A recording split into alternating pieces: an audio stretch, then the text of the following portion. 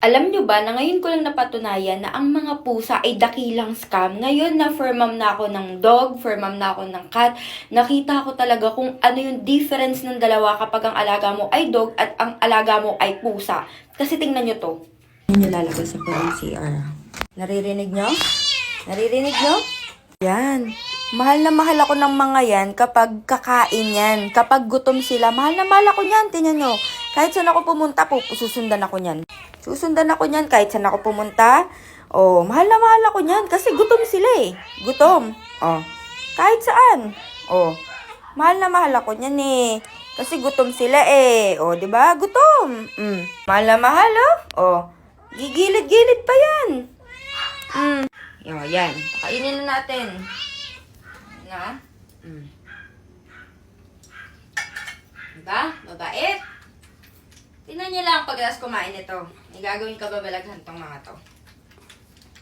Nya? Ayaw magpakis, oh? Tingnan mo. Pagkabusog na, wala nang wala na siyang pakialam. Oh, tingnan mo. Ay, hindi ko na talaga kay papakaitin, no? May ayaw niya man lang magpakis. Kanina, ang sweet niya sa akin, ha? Ang sweet niya sa akin kanina, ha? Ngayon, ayaw niya man lang magpakis, ha? Grabe ng ugali. Oh, tingnan mo, oh! Ay, sus. Diba? Kiss lang.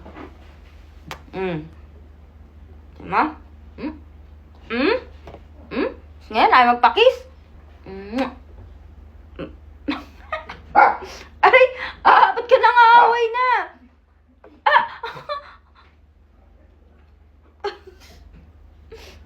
Kiss lang! Alam mo, di ko na kayo papakainin. Pero tignan nyo naman, yung mga dogs, before or after nilang kumain, guys, kahit, ganyan mo yan. Walang palagyan. Lahat sila ganyan. Diba? Ang sweet. Papakas yan. Kahit ang gagawin ko doon.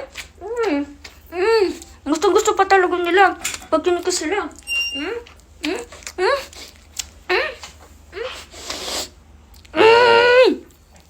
Yan ang pagkakaiba ng mga aso at pusa.